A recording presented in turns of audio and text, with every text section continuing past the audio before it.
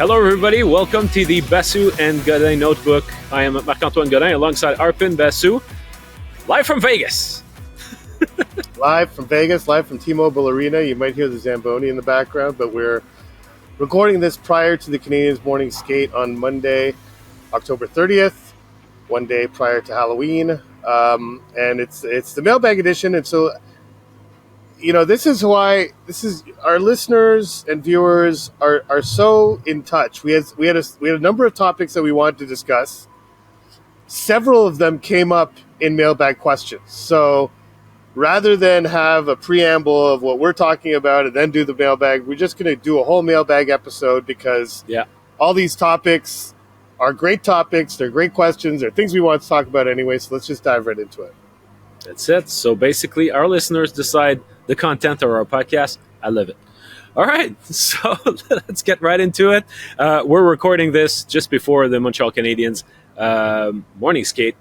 And we're on the eve of Halloween night, October 30th. All right, let's get this underway. Tom Law wrote to us on our Basu and Godin Gmail address, so basuandgodin@gmail.com.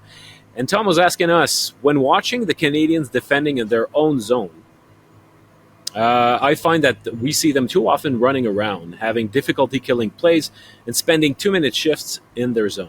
I'd like to get some insight into what type of defensive system they're using, zone versus man-to-man, and what kind of job you think Stéphane Robidas is doing, mostly in terms of team defense, because I know his priority is probably individual development.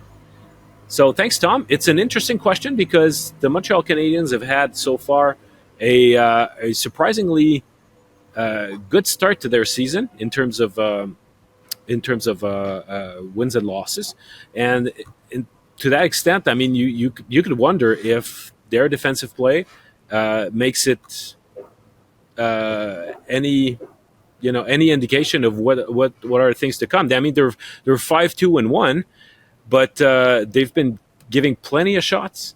Luckily, they've given only 27 goals in their first 8 games. But Arpin, we had the chance to discuss with Stéphane Robidas yesterday on Sunday. So, and you asked him about that, about their defensive system, and Stéphane seemed actually quite happy. And contrary to what Tom seems to suggest, Stéphane didn't seem to think that the Canadiens were spending a whole lot of time in their D zone, at least in the flow of the play 5-on-5. No, so to answer the question, what the Canadiens play is neither man or man nor zone. It's kind of a hybrid of the two. If you're familiar with basketball, it'd be akin to a matchup zone in basketball. So basically, they play man to man, but they have situations where they switch. They have situations where they kind of shift into a somewhat of a zone system, which requires a lot of communication. It requires a lot of reads by people, and so at times you'll see a defenseman follow his man all the way up to the blue line. At times he'll hand that guy off to a forward and take the forward's man. It really depends on the situation. So you can't label it one way or the other. And yeah, Robidas seemed to suggest that a big reason for the shots on goal numbers was all the penalties they're taking, and a lot of them came off of rush opportunities, off turnovers in the offensive zone, which is him sort of, low-key throwing shade at the forward group that his defense has to deal with. But, I think to some extent that's probably correct, because even off those rush opportunities, if they result in offensive zone possession, it can take some time for the defense to kind of get set and whatever. But he feels that the defensive zone play, once the other team is installed in their end, has been good. I don't think the question is invalid, because I too feel that there are many shifts where the Canadiens are trying to contain. They're not killing plays and they're not getting out of their end. They're just containing. But Stéphane's answer suggests to me that that's kind of the plan. Keep them to the outside.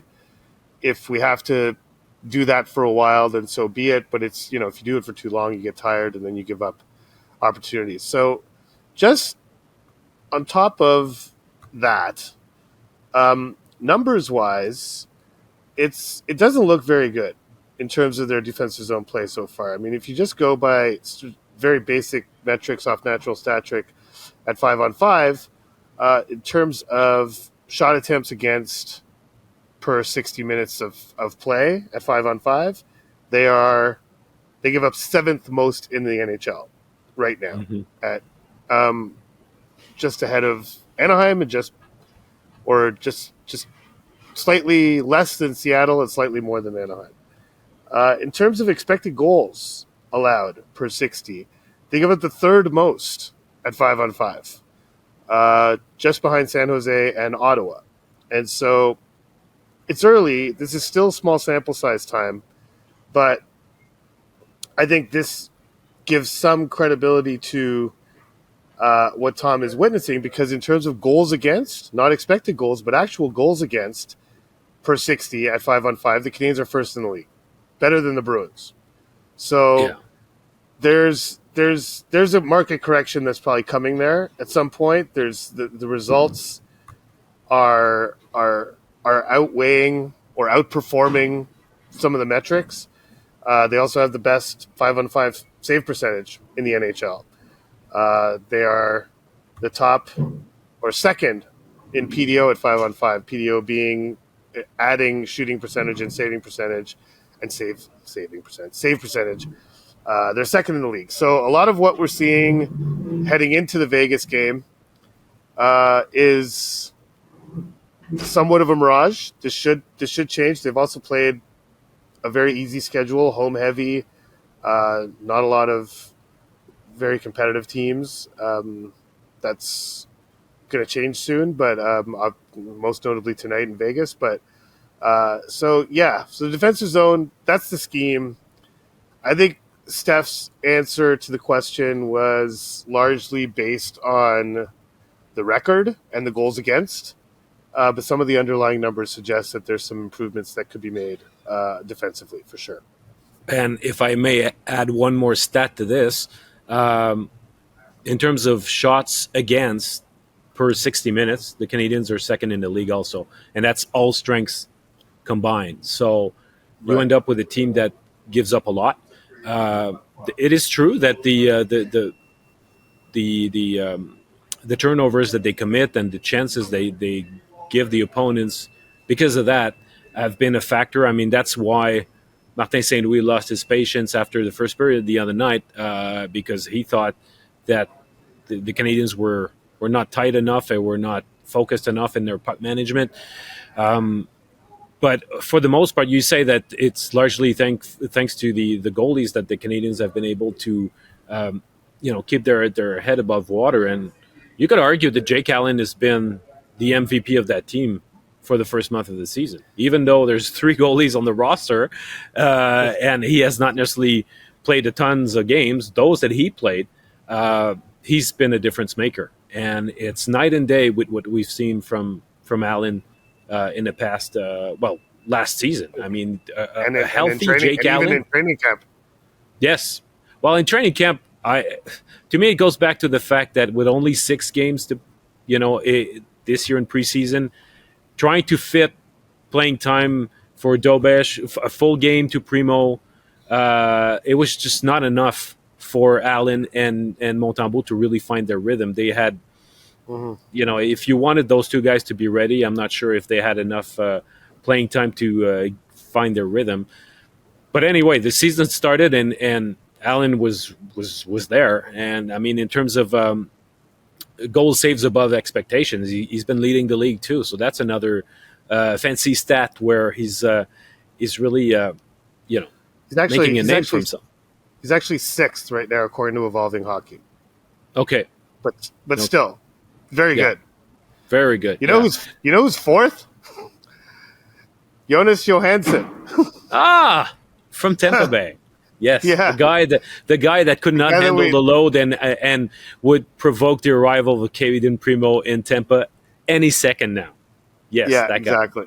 That guy. That guy. That's through 7 games. That's a large sample, and he's yes, absolutely. I mean, which it is a counting stat. It accumulates over games. It's not a rate stat, but still, Jake Allen is 6th, and actually the goalie, he's likely, well, we don't know if he's going to play tonight, but anyhow, he's 6th, just behind Jake Ottinger, and that's only in 4 games. Each of them have only played 4 games, and they're 5th and 6th in the league. And so, talking about Jake Allen, we have a hockey fan or a Habs fan, 12 on our Twitter account, Basu and Godin. That's the Twitter handle. He was asking us, I can't help but wonder what Kent Hughes knows about the goalie market that we don't regarding Primo. Jake Allen playing lights out last night in front of 25 scouts adds fuel to the fire. So you have opinions on the scouts in attendance. Well, yes, I do. But if hockey fan 12, Ken Hughes is right there on the bench right now with Jeff Gorton and someone that we don't know. If you want, we could scream it out. You want me to scream out, what do you know about the goalie market that we don't know? No, I won't do that. But but Ken Hughes is convinced that Caden Primo will not make it through waivers. This is obvious because I didn't think, you didn't think that they would be arriving in Vegas with Caden Primo with them. And here they are. They're in Vegas, and Caden Primo is still with the team. So there is a reality about the goalie market in that it's not very robust. You're not going to get a whole lot for a goalie like Caden Primo. Devon Levi was a throw-in on a deal, kind of almost. Not really, but still was a little bit. He wasn't the primary. Listen, Florida, I mean, in order to make that deal happen, they had to put in Devon Levi, and they weren't going to let that scuttle the deal, right? It's not common for you to get a whole lot for a young goalie who hasn't proven anything in the NHL, because so that being the case, if you're not going to get a whole lot for Primo and you think you're going to lose him on waivers, which, again, is debatable. Kent knows a whole lot more than I do, for sure. But, there is a sense that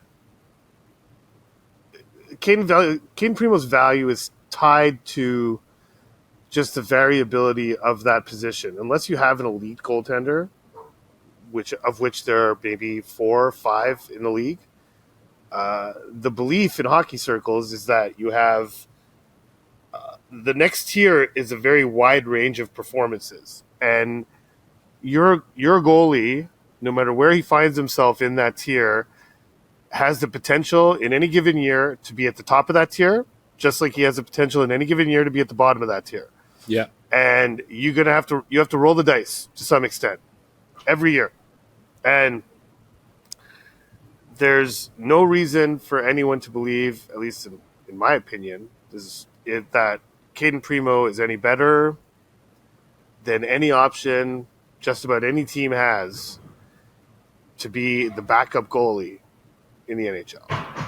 So, but again, okay. But how about Hughes does know things that we don't know? But how about Jake Allen? Could he be the guy that the Canadiens choose to trade away instead of Primo if they want to hold on to a young goalie? I mean, they could. Why wouldn't they move some salary and trade Allen instead? He's got no one wants that salary. No one wants that salary. Mm-hmm.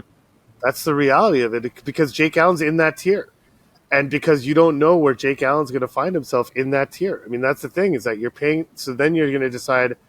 So you're going to pay a guy $3.5 million to do something where you're getting just about the same assurance of performance that you would get from a goaltender who makes like $800,000.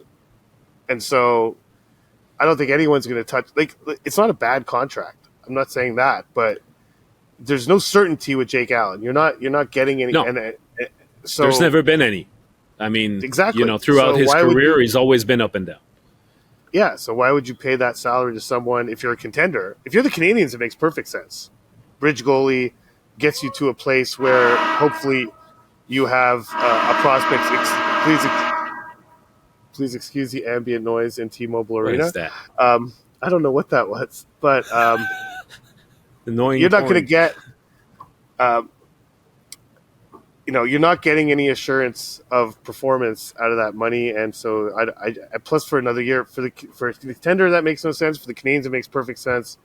So I would be stunned if the Canadiens were able to find someone who wanted Jake Allen, and B, were even willing to trade him. Like, I think what Jake Allen represents to the Canadiens is much more valuable than what he would represent to a potential playoff contender. So we're in an episode where we dig deep in the numbers, and you were mentioning about the variability of the goalies from one year to the next. Just below that elite tier, you got a broad range of guys that can have good seasons, bad seasons, and so far it's a small sample. But if we take the goalies that played at least 5 games, the top 2 guys in terms of save percentage against high danger shots.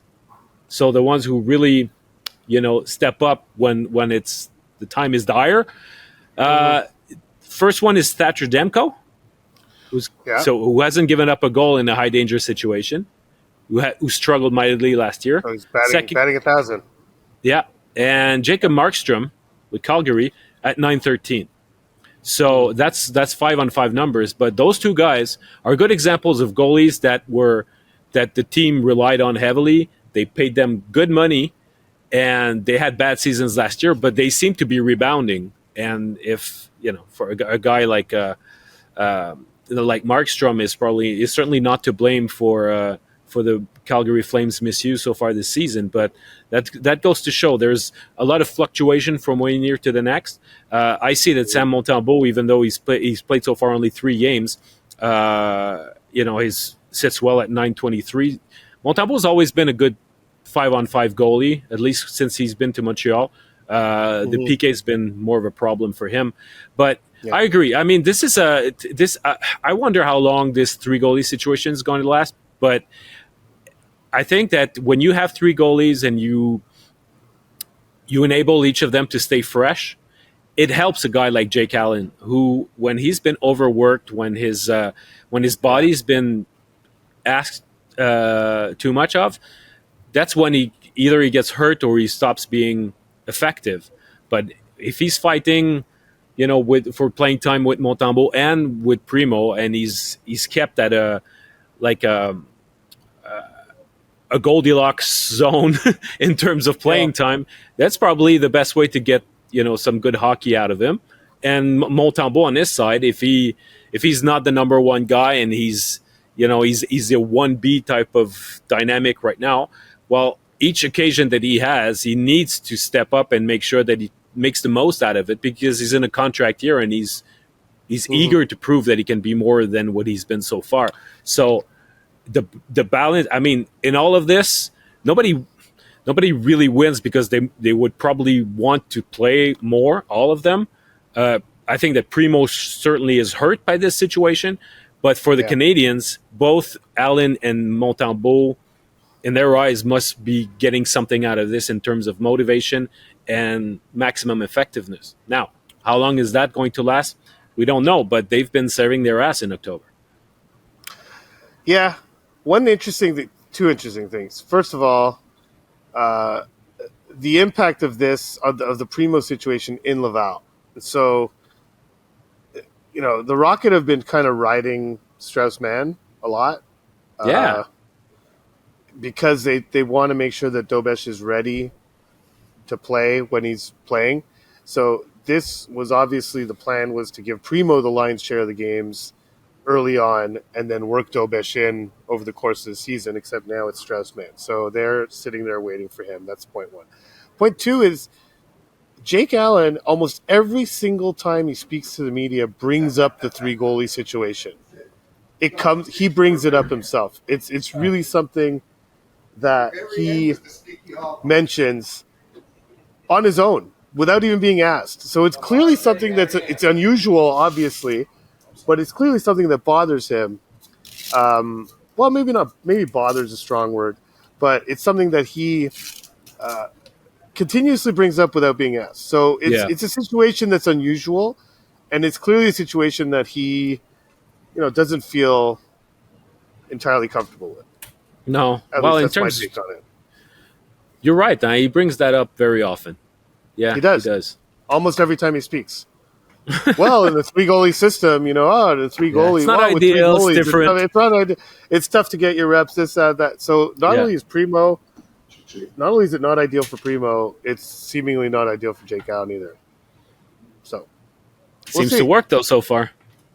Yeah. Seems to work. Speaking of which, one of the goalies just came out to get his workout in. Who is that? Anyhow. I don't know. He's turning his back on us. I'm not sure. Yeah. Okay.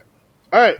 Next question. All right. Next question comes from Brendan Graham from Ottawa, who sent us an email about Uri Slafkovsky. Mm-hmm. So here he goes. Arpin wrote an article about how Joshua Roy is likely to overcook in Laval. Is that the term you used?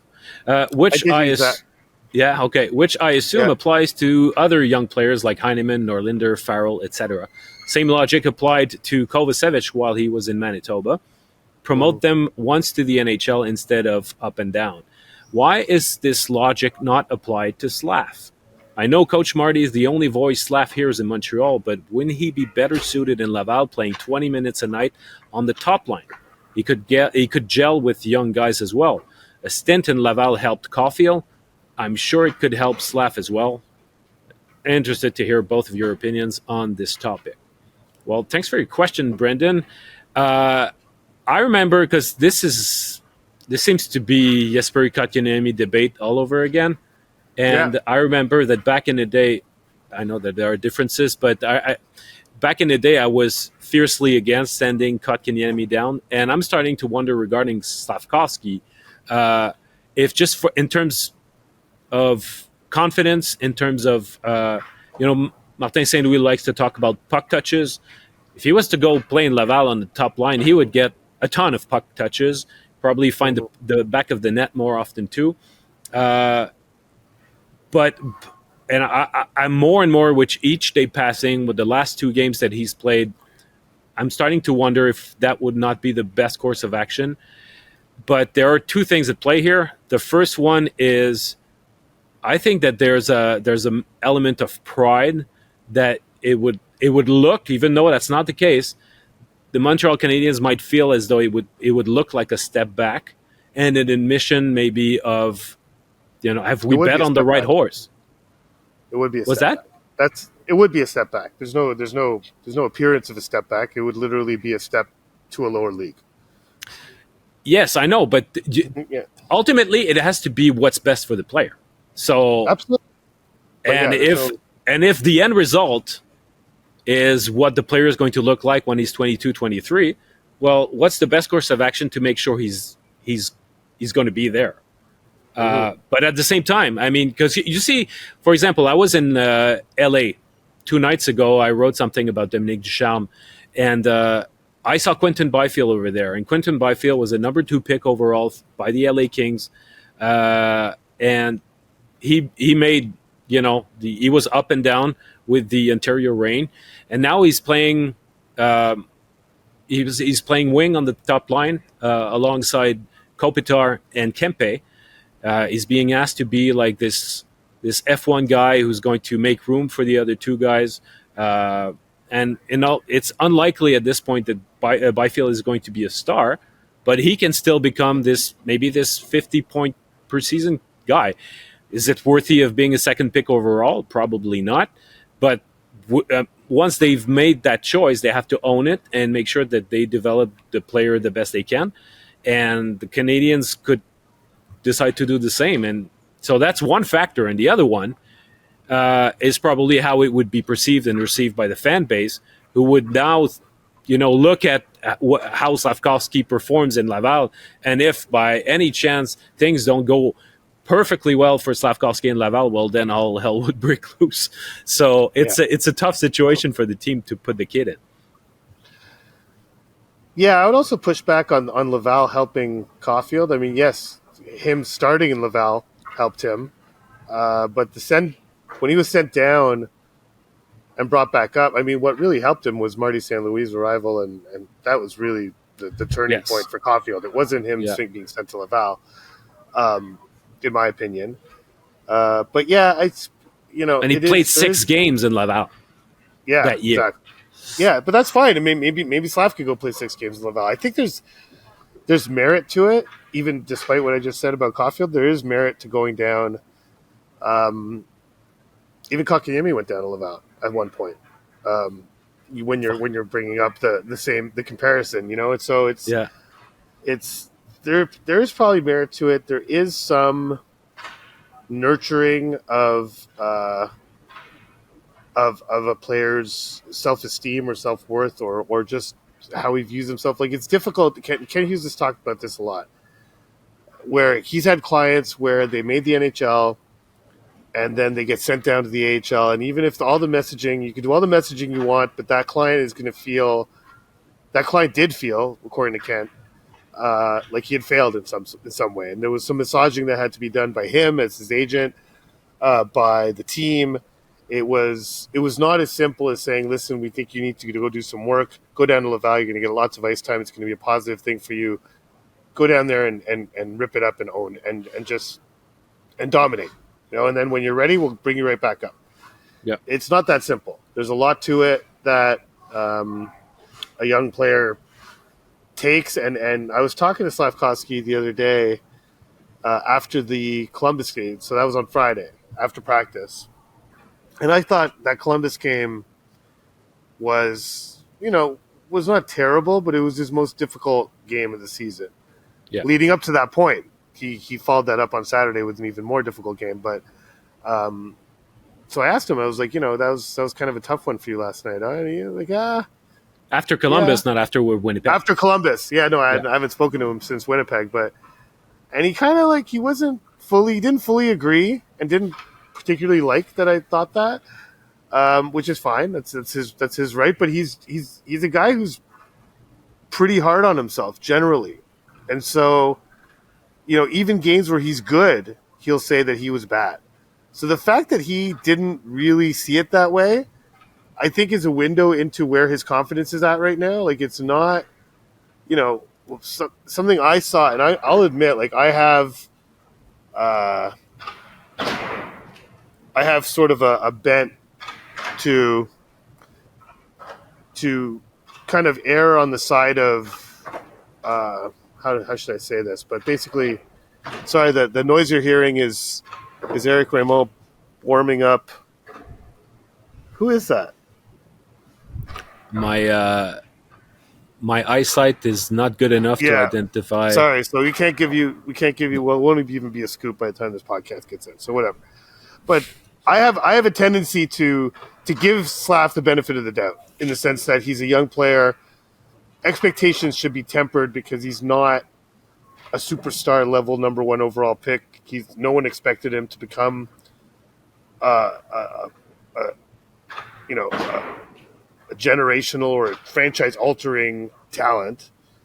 And so that's why, if even I saw the game being as something that was not him at his best, and he kind of disagreed, which was unusual for him, that's a good sign in my eyes. His confidence is at a decent place, even though maybe you could argue that his self-awareness needs to be better, but it's, I would argue the opposite, that he needs to be less hard on himself and less self-critical and just go out and play. And so that was a sign that he's maybe doing that. Okay, so the fact that the Montreal Canadiens are 5-2-1 after 8 games, they're off to a strong start. And the fact also that the team is not expected to do anything amazing this season, and it's more of it's still a development year for that team. Does it change anything to the agenda with Slafkovsky and the fact that they can allow themselves to be even more patient with him, whether that involves a trip to Laval or not? Because patience can be either, wherever he plays, we'll develop him, and in due time, he'll be like the best version of himself, whether he plays in Laval or in Montreal. Or patience can only be, he's going to stay in the lineup, and slowly but surely he'll figure things out. He'll take whatever time it takes, but we don't need him right now to be the guy that we project him to be eventually. So does the team situation in your eyes and the position that they're in right now has any bearing on how he should manage his situation? Well, yes, in the sense that they can live with his mistakes, right? So Yeah. they don't need him to, like the situation that Alex Newhook was in, for instance, in Colorado, which was not beneficial to his development as a player, where he was working in an environment or growing in an environment where mistakes weren't tolerated. And so Slafkovsky's mistakes will be tolerated by the coach, by management, by everyone, in the hopes that from here 2 years from now, he is a highly effective, very unique talent in the NHL.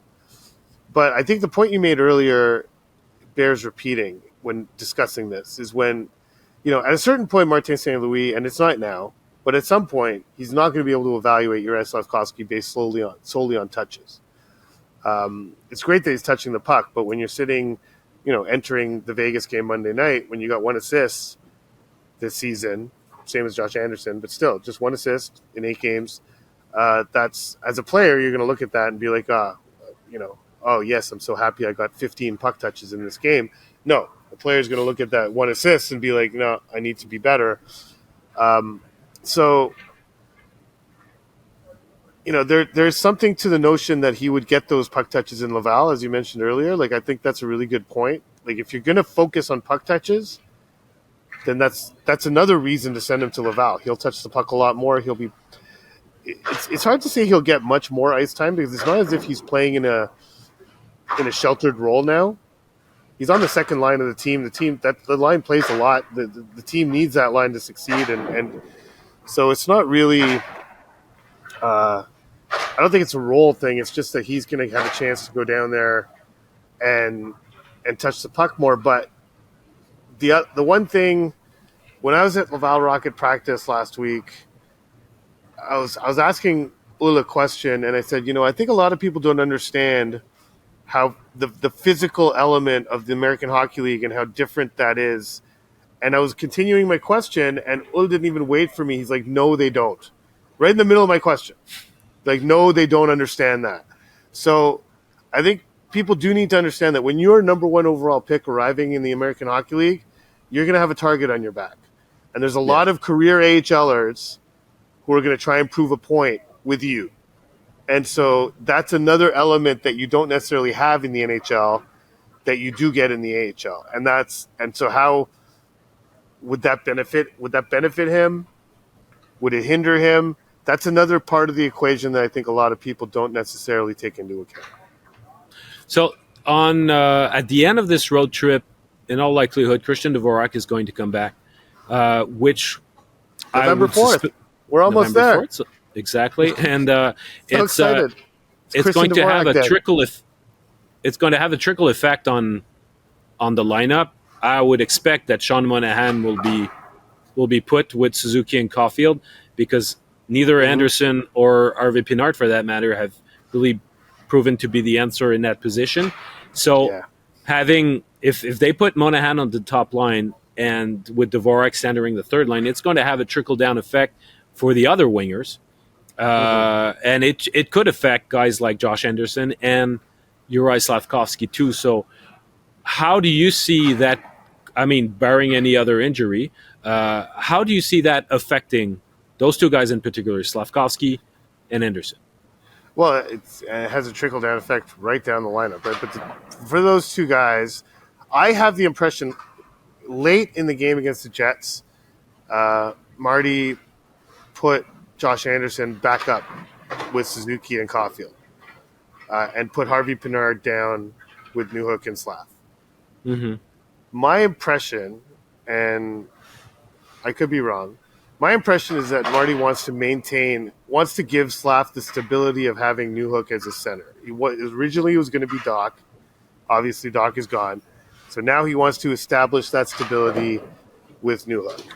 I do believe that Marty looks back at Slaf's rookie season and how he managed it and would like a do-over or two. one of which being how much he bounced up and down the lineup. And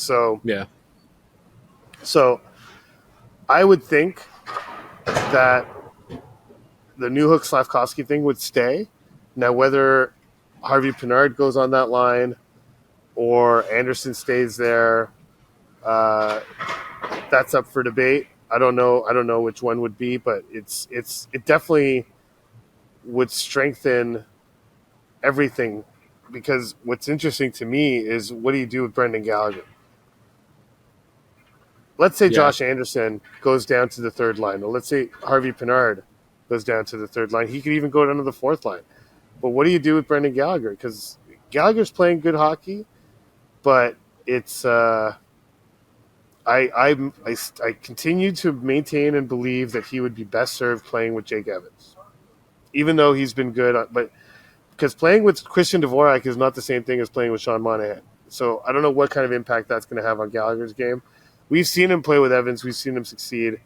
If they just get past the fact that it's considered the fourth line, quote unquote, I think that would be interesting to try Anderson or Harvey Pinard on that line with Pearson and Dvorak. Yeah. And move Gallagher. Yeah, because Dvorak and Gallagher, that has not worked in the past. It has not worked. It will not work. It's a non-starter. So the thing with Harvey Pinard is that, as we saw at the start of the season, Marty would have no issue putting him on the fourth line, whereas with Josh Anderson, I think that would be a bit of a more difficult decision to make. Yeah. Okay. Well, that's it's going to be an interesting turn of events when and if that happens. Speaking November of depth, 4th, baby, it's coming. Yeah. It's coming. Speaking November of 4th. Depth players, we've got Nicolas Côté, who's asking us, do you believe that Armia took Ylönen's place in the lineup because of his performance on the ice, or simply by the fact that his minutes on PK can be added to Armia's playing time? And so Marty was asked that question on Sunday, and it's interesting because he said, you know what, Pizzetta seems like always the given choice, the automatic guy that we would take out of the lineup in any given circumstances. He's it's an easy solution, but he says, I don't want to go to the easy solution. I want to make the right decision. Mm-hmm. So, and I think it's recognizing also what Pizzetta brings, the fact that he's not just a guy who's dropping the mitts. He's also, I find that, there are times he's just like any other lines. He's been cratered in his own end from time to time, but he's been spending, along with Evans, a decent amount of time in the offensive zone, applying pressure, just wasting for the opponents some precious time and just being stuck in their own end. He's been effective in that part of the game, so I would understand why Marty makes that choice.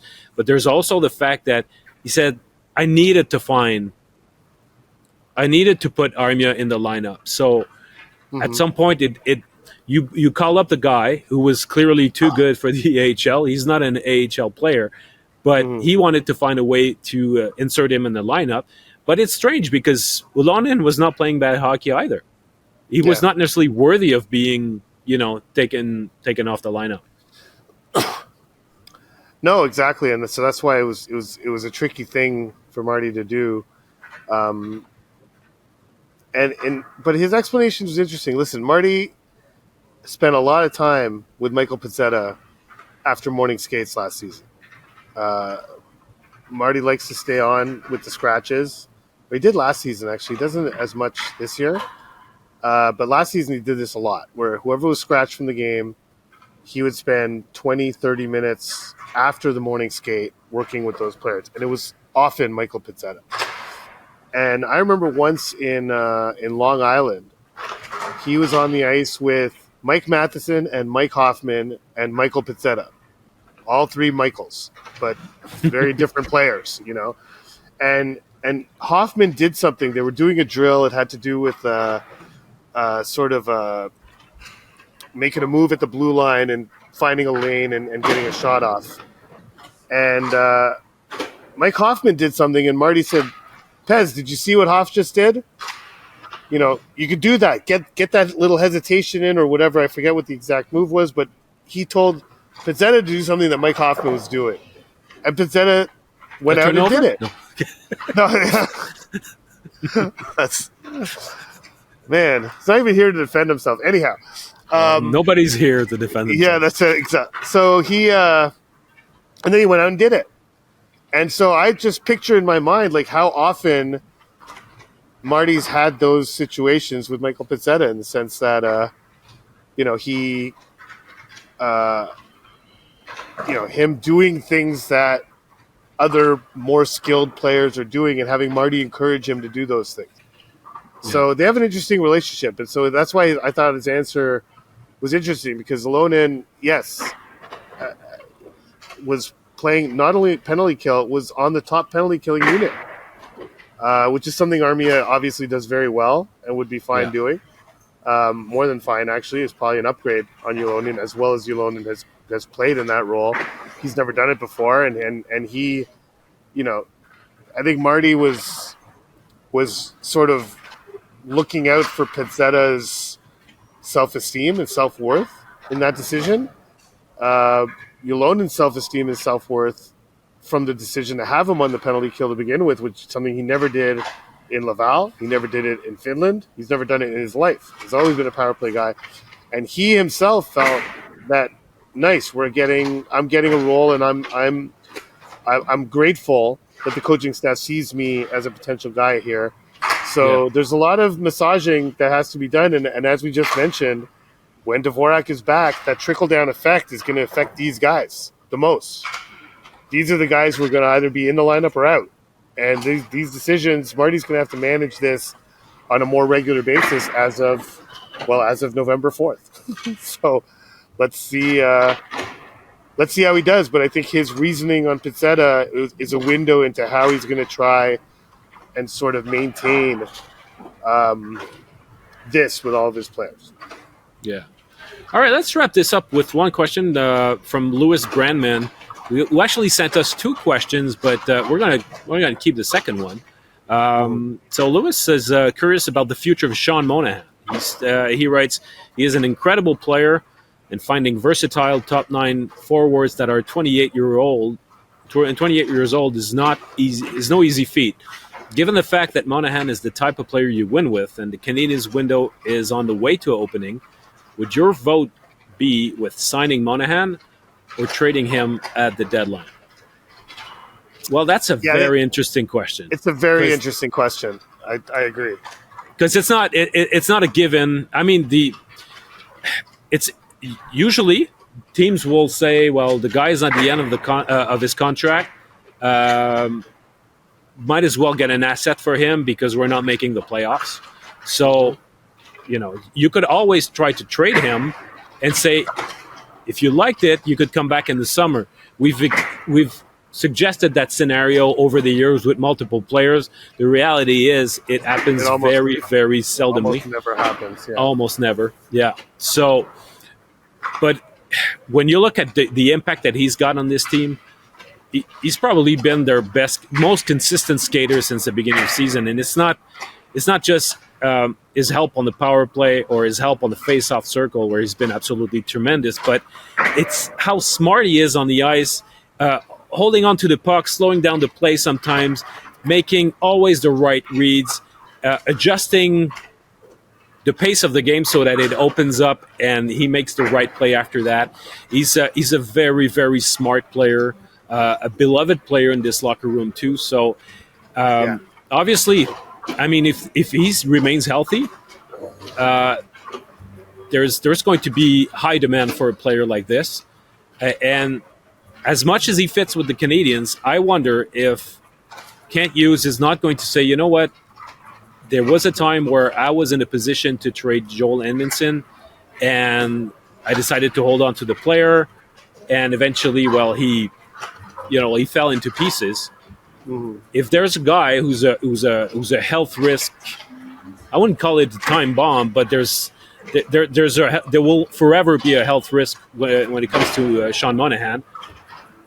I suppose that the Canadiens might say, you know what, it might be the safer play to go get something valuable in return for his guy instead of committing ourselves to a 2, 3, maybe 4-year contract with a guy who even though he's only 28 years old, his 29. body has. He just turned 29. Yeah, he's 29. You're right, but he's still Just turned 29. But he's not 30. It should be added on the big billboard. Yeah, not 30 yet. He wants everyone to know that. Yeah, but I mean, we've seen it with Brendan Gallagher though. It comes a time where when you have hockey has put a big toll on your body and you're on the eve of your 30s. Signing a long-term contract is a risky play. So especially you quit while you're ahead, basically. Especially if there's a first-round pick possibility. You know, I mean, we were talking about November 4th. If Sean Monahan goes up on the top line with Suzuki and Caulfield and starts producing at a very high level, or a high level, I should say, it's a bit of a catch-22. On one hand, you have a guy filling a spot in your roster that's going to exist for the next 7 years, where no one else has been able to really do that effectively, complete those two players. So your thought should be, why wouldn't we keep that guy? But if he goes on that spot and starts producing, and a team is willing to offer a first-round pick or multiple picks or whatever his market value winds up being at the deadline, it's hard to say no to that. But the added layer to that is that at some point soon, the Canadiens are going to start looking at their draft picks and be like, how many do we really need? Yeah. How many draft picks do we need? How many prospects do we need? Yes, they need some high-end prospects, some high-ceiling guys, but you're not getting a high-ceiling guy with the first-round pick that you're acquiring for Sean Monahan. You're probably getting a pick in the 20s, if not the late 20s, if not the 30s for him. So at some point, they're going to need to make that switch and make decisions like this question, where you have a guy who still has some runway left, would still help you in a competitive window.